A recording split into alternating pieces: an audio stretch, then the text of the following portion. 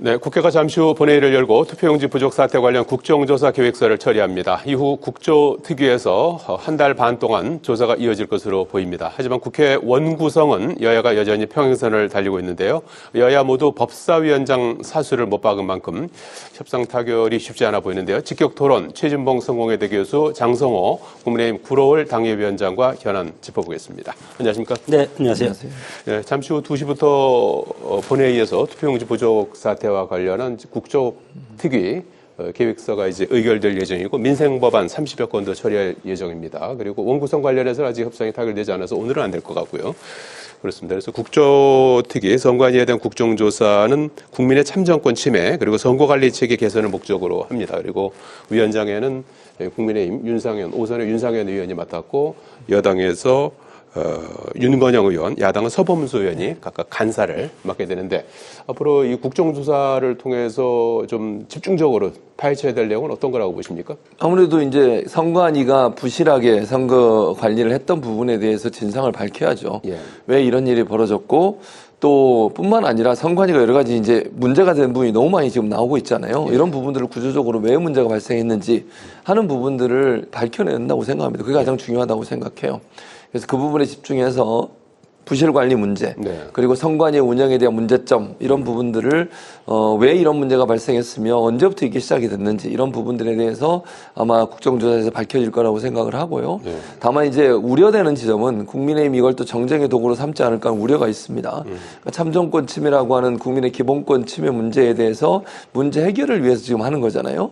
근데 이걸 가지고 뭐 정부를 공격하는 수단으로 활용하려고 한다든지 네. 아니면 일부에서도 국민의힘이 일부에서 부정선거를 또 주장하고 있잖아요. 이런 부분들을 또 국정조사까지 끌고 오는 그런 일이 벌어지지 않았으면 좋겠어요. 예. 그렇게 되면 원래 목표했던 국정조사의 목표를 달성할 수 없습니다. 그렇게 되면 결국은 또 이제 파행되고 네. 이러면은 국민들이 정말로 선관위가 제대로 역할하지 못한 부분에 대해서 진실을 알고 싶고 사실을 알고 싶은데 그게 왜곡될 수 있는 위험성이 있으니까 국민의힘 의원들은 저 이제 특위에 들어간 의원들은 예. 그런 생각하지 않으셨으면 좋겠어요. 정말로 선관위의 문제점이 뭔지 선거 부실 사태가 왜 벌어졌는지 하는 부분에 대해서 집중적으로 논의를 해서 국민들이 궁금해하는 부분들을 예. 시원하게 알려주는 그런 특위가 됐으면 좋겠습니다. 예, 오늘부터 한 달 반 동안 특위가 활동을 하게 되는데 네. 우선적으로 좀 들여다봐야 될 내용은 어떤 거라고 보십니까? 글쎄, 뭐 45일간 한 예. 달 반 동안이고 또 연장할 수도 있습니다. 예. 그렇기 때문에 특위에서 어떻게 결정에 따라서 이제 앞으로 기간이 달라질 수가 있는데 이번 사태 헌법이 유린한 참정권 침해 사태 아니겠습니까? 예. 그렇기 때문에 어떤 사태보다도 상당히 심각하고 방금 교수님께서 정략적으로 야당에서 한다고 그러는데 야당은 절대 그런 생각 없습니다. 예. 이것은 정말 선명히 야당의 길로서 대한민국 헌법을 수호하고 지키는 예. 그런 거대한 그런 임무를 야당한테 주어져 있지 않습니까? 그렇기 때문에 고의성이라든가 그리고 범위 대폭적으로 확대해야 된다고 생각이 들고 예. 중요한 것은 그겁니다. 투표용지 부족이 어떻게 발생이 됐는지 그것이 가장 큰 원인입니다. 지금 그런 것은 뭐 여러 가지 보고 체계라든가 예. 이런 것들이 이제 국정조사를 통해서 밝혀질 것이고 두 번째는 유권자의 참정권을 정말 침해했냐. 예.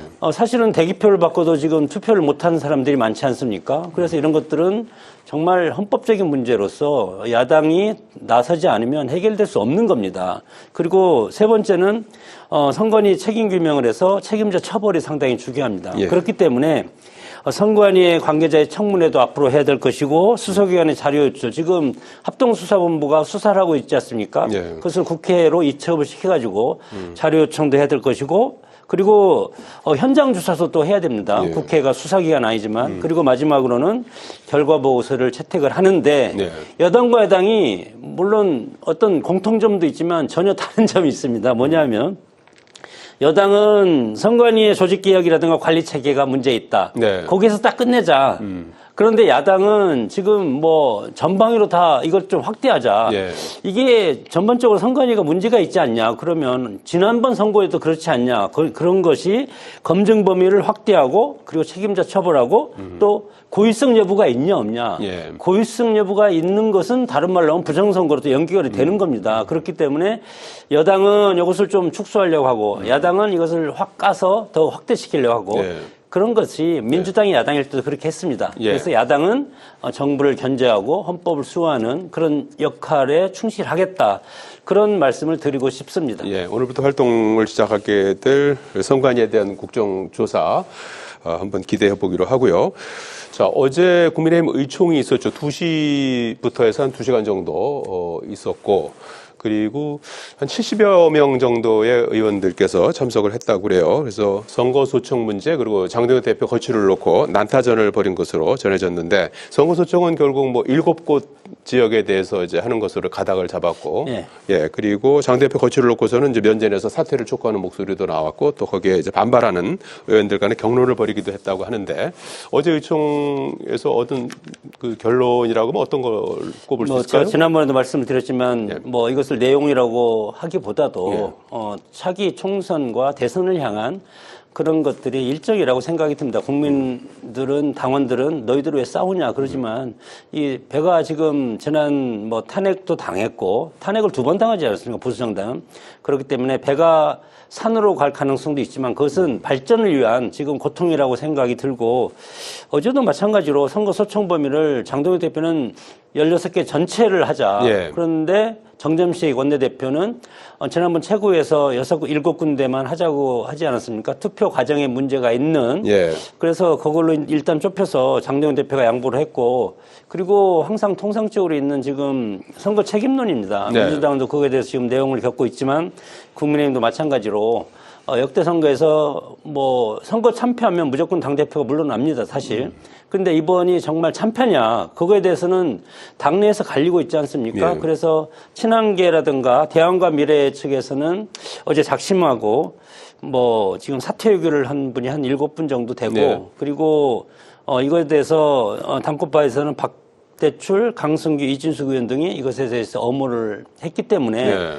뭐 사퇴를 촉구하는 쪽이 막 한 80명 정도로 늘어나면 그러면 장동혁 대표는 버틸 수가 없을 텐데 네. 지금 사퇴를 요구하는 측의 친한계와 그리고 대한감일의 25명 그 정도로 일정 부분 쭉 같이 가고 있지 않습니까? 그렇기 때문에 절대 다수가 뭐 사퇴를 요구하는 것이 아니기 때문에 예. 당분간 이런 어떤 대칭적인 그런 균형 이런 좀 충격은 계속 갈 가능성이 상당히 크다고 봅니다. 네. 최 교수님, 국민의힘 어제 의총상 어떻게 보셨습니까? 장 대표가 이제 버티게 들어간 걸로 봐야 될까요? 그렇죠. 버티게 들어간 거죠. 절대로 안 물러나요. 본인이 정말 어쩔 수 없이 물러난 상태에서 본인은 사퇴 안 할 거고요. 2가지 방법이 있을 수 있겠죠. 정말 국민의힘 의원들이 모두 다 한 목소리로 나가라 해서 나가지 않고 그러지 않는 상황이 되거나, 또는 최고위원이 또 이제 사퇴를 하는 경우, 이런 경우에는 가능하지만 제가 볼 때는 그럴 가능성도 별로 없다고 생각합니다. 그래서 저는 지금 상황으로서는 장동혁 대표가 임기를 마칠 것 같아요. 내년까지. 1년 남았거든요. 네. 임기를 잘 마칠 것 같고, 그렇게 열심히 하다 보면 국민의힘은 더 어렵게 되겠죠. 본인의 정치적 뭐 대표로서의 생명력은 계속 연장이 되겠지만 예. 그것 때문에 갈등은 계속 잠재돼 있을 거고요. 이제 아마 친한계 대안과 미래 이런 쪽에서 얘기를 시작했지만 그래도 뭐 주류라고 하는 당권파라고 하는 분들 중에도 불만이 좀 있는 분들이 많은 것 같아요. 제가 예. 보기에는. 그럼에도 불구하고 지금 이렇게 흔들어가지고 혼란을 주는 것이 당에 도움이 될까, 이런 고민을 좀 하고 있는 것 같아요. 네. 그러다 보니까 적극적으로 얘기를 못 하고 있는 상황인 것 같은데, 그런 분들이 이렇게 침묵하는 순간 장동혁 대표는 1년, 남은 임기 1년을 다 채울 거다. 네. 그랬을 때 국민의힘은 또 혼란에 빠지게 될 것이고, 지금도 보면 아주 아까 뭐 잠깐 언급해 주셨습니다만 기본적으로 이 선거 관련해서도 마찬가지 아니겠습니까? 선거소청? 전 예. 지역을 다 재선거를 예. 한다고 주장을 하고 있잖아요. 이거는 국민들도 받아들일 수 없고요. 예. 국민의힘 지지자들도 이거는 말이 안 된다고 생각합니다. 예. 부실 선거가 있는 건 분명하고 그건 선거관리가 책임지고 질책을 받아야 되는 부분이지만 전면 재선거를 한다는 게 말이 됩니까? 그러면 오세훈 시장부터 반대하고 있잖아요, 지금. 당선자들 입장에서 재선 간다 그러면 기분이 좋겠습니까? 근데 그런 사람들이 있는 데서 재선 가라 그러고 네. 나경원 의원도 나 같으면 하겠다 그러고 이렇게 하시는 것이 과연 국민의힘에게 도움이 될 거냐 하는 부분을 깊이 고민해야 될 텐데, 저는 이런 내용이 앞으로도 계속 될 거고 그것이 국민의힘이 더 어려운 지경에 빠지는 그런 요소로 작용하지 않을까 이렇게 전망을 합니다. 알겠습니다. 자, 그리고 여야 간 후반기 원구성 협상이 아직 그 답보 상태인 것 같습니다. 민주당은 법사위원장은 협상 대상이 아니다, 이런 입장이고, 국민의힘은 법사위원장 사수가 원구성 협상의 대전제다, 이렇게 이제 못 받고 있는 그런 상황 아니겠습니까? 민주당이 당초 정한 협상 시간이 오늘까지였는데 일단 오늘 본회의에서는 처리가 되지 않을 것 같고 추가로 이제 협상을 이어갈 모양새인데 어떻게 좀 접점을 찾아야 된다고 보십니까? 그 민주당이 지금 오만함을 버려야 될 시기라고 생각이 드는데 욕심이 과하면 탈이 납니다. 지방선거에서 서울시장을 국민의힘한테 준 것은 이제 오만함을 버려라. 그런 민심의 뜻도 담겨 있다고 생각이 들고 만약에 지금 전반기처럼 그렇게 무도하게 민주당이 일방적으로 국정을 끌고 간다면 국회 운영을 끌고 간다면 민심의 심판이 매서울 것 같습니다. 그렇기 때문에 만약에 법사위원장을 국민의힘한테 주지 않으면 국민의힘은 전 상임위원을 민주당을 한테 다 하라. 그렇게 줄 수밖에 없을 겁니다. 그렇게 18개 해야 상임위를 된다고. 다 그렇죠. 가져가라. 아니면 예. 법사위 포함해서 7개 정도를 야당한테 의석수에 배분돼서 그렇게 주던가 아니면 법사위를 안 줄 바에야 아예 다 모든 상임위를 민주당이 가져가서 하면서 다음 총선에 심판받는 게 국민의힘으로서 상당히 유리하다고 생각이 듭니다. 네. 그렇기 때문에 이 견제와 균형의 국회 원리 소수당의 원리 그리고 보수와 진보가 지금 50대 50이라고 저는 봅니다. 그렇기 때문에 민주당이 108석을 가지고 100%의 국회 권한을 행사한다는 것은 국민을 우습게 보고 얘기하는 거고 그것은 결국은 매서운 유권자의 심판이 있을 가능성이 상당히 크다. 네. 왜 그러면 법사위원장을 민주당이 가져가려고 하냐. 그거 아니겠습니까? 형사소송법, 보안소송권을 포함한 형사소송법을 개정하기 위한 그래서 법사위가 필요하고 두 번째는 검찰개혁입법을 마무리해야 되지 않겠습니까? 그것이 필요하고 세 번째는 제일 중요한 겁니다. 조사기소, 공소취소 이 특검법을 처리하기 위해서는 법사위원장이 필요한 겁니다. 그래서 지금 민주당은 딜레마에 빠질 겁니다. 이걸 가져오고 우리가 다음 총선 대선에서 참패할 것인가 아니면 이걸 주고 우리가 할 개혁입법을 완수하지 못할 것인가 이 딜레마에 빠지기 때문에 국민의힘은 요구를 하지만 상당히 편합니다. 차라리 다 가져가라. 그리고 나서 백병전으로 해가지고 우리는 총선에 승리하겠다. 그것이 국민의힘의 입장이고 그렇기 때문에 그것을 막기 위해서는 선제적으로 자 과거에 야당을 배려하는 우리도 이제는 야당을 배려하겠다. 그런 대화와 타협의 장으로 나오기를 기대합니다. 최 교수님, 뭐 해법이 없을까요? 어떻게 협상을 하겠죠. 근데 협상을 해도 만약에 국민의힘이 지금 장성호 위원장님 말씀처럼 저런 태도를 나오면 그냥 가는 겁니다. 뭐 그렇다고 계속 가야지 어떡합니까? 안 할 수는 없잖아요. 그리고 만약에 지금 얘기하신 것처럼 이게 뭐 딜레마가 아니고요. 딜레마는 국민의힘이고요. 민주당은 딜레마 없어요. 그냥 협상을 최대한 하고 지금 현재 갖고 있는 그 위원장 수 거기에 조정 뭐 어느 위원회로 위원장을 배분할지는 고민이 될 부분이지만 그 정도 숫자를 넘어가는 거는 받아들일 수 없고요. 법사위도 마찬가지입니다. 법사위가 아까 말씀하신 뭐 형사소송법이나 검찰 개혁이나 아니면 특검법 관련된 부분도 있지만 법사위가 또 중요한 이유가 뭡니까? 상원 그러니까 다른 위원회보다 항상 하나 더 위에 있는 것처럼 인식되고 있잖아요. 왜냐하면 다른 위원회에서 통과되어 온 법안도 법사위를 통과해야만 본회의에 올라갈 수 있어요. 그럼 만약에 이걸 국민의힘이 법사위를 맡아보세요. 입법 활동이나 아니면 그 정부가 추진하려고 하는 정책에 입법 활동이 필요해서 입법을 추진해서 올라가도 거기서 계속 맡고 있으면 정부가 일을 못해요. 발목 잡게 하는 거죠. 그러니까 그런 부분은 민주당은 타협의 대상이 아니에요. 법사위는. 그러니까 국민의힘이 저렇게 계속 저렇게 하시면 하실수록 결국은 그냥 뭐 모르겠어요. 아무것도 안 받으실지 아니면 뭐 다른 걸 나중에 받으실지 모르겠지만 그렇게 되면 만약에 국민의힘이 그러면 우리는 어떤 상임위원장도 맡지 않겠다 그러면 민주당이 다 맡고 하는 겁니다. 아, 그렇습니까? 그렇게 하고 국민들께 평가를 받는 거죠. 그게 중요한 거니까 저는 그래서 이 문제는 타협의 대상이 아니다. 시간이 자꾸 끌면 끌수록 국민의힘한테는 불리한 상황이 될 거고요. 원 구성의 합리적 대안이라고 하는 건 협상을 통해서 주고받고 이루어져야 되는 거예요. 그리고 국회 법에도 다수결로 통과시키는 거예요. 상임위원장은. 그 원칙대로 하는 거예요. 관례적으로 예를 들면 야당과 여당이 협상을 통해서 일정 부분 좀 분배한 부분, 배분한 부분이 있었지만 그것이 반드시 해야 되는 건 아니에요. 법적으로 합법적인 것도 아니고요. 그런 점에서 본다고 하면 만약에 국민의힘이 계속 저런 식으로 나오면 뭐 아무것도 안 하겠다고 하면 민주당이 다 하는 것이고요. 혹시라도 나중에 생각을 바꾸셔가지고 법사위가 아닌 다른 상임위원을 맡겠다고 하면 그건 또 배분해서 할 거고 이런 방식으로 갈 거라고 생각합니다. 오늘 일단 시한으로 정했던 오늘은 넘어가는 것 같은데 아마도 넘어갈 것 같아요. 언제쯤 최종적으로 뭐 제가 시한을 볼수 날짜를 있을까요? 예. 언제라고 정할 수는 없겠지만 제가 볼 때는 민주당 입장에서 오늘까지 협상을 해보고 안 예. 되면 이번 주말 넘어가 다음 주 초쯤에는 원구성을 해야 되지 않을까 그렇게 생각을 합니다. 예. 역대 국회에서 한 48일에서 54일 정도 됐으니까 예. 좀 시간이 더 끌 가능성이 있다고 봅니다. 예. 알겠습니다. 자, 그리고 조금 전에 이재명 대통령이 G7 정상회의 참석을 위한 유럽 순방을 마치고 귀국했습니다. 12시쯤 귀국한 것 같은데요. 지난 9일 출국 때는 정청래 대표가 보이지 않아서 여러 가지 이제 패싱 논란도 이제 불거지고 했는데 오늘은 귀국 행사에 김민석 총리를 비롯해서 당에서도 정청래 대표, 한병도 원내대표가 나가서 맞이했습니다. 그래서 최근에 불거진 이제 명청 갈등을 좀 봉합하기 위한 것이 아니냐 이런 해석도 나온 것 같은데 오늘 귀국 장면 어떻게 보셨습니까? 아마 그런 면이 없지 않아 있었을 걸로 봅니다. 예. 아무래도 이제 국민들이 보실 때 이런 부분들이 그렇게 좋게 보이지 않은 부분도 분명히 있을 거고요. 예.